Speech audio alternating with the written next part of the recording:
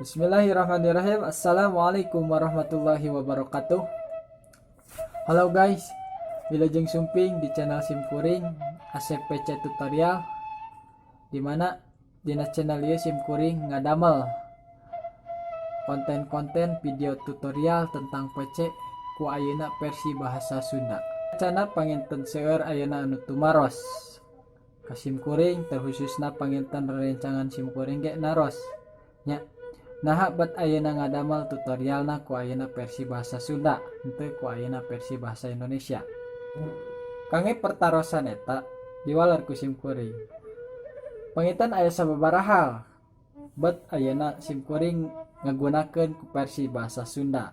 Kahiji, supaya ayeuna beda ti batur. Kadua, supaya aya ciri khas. Katilu, supaya unik.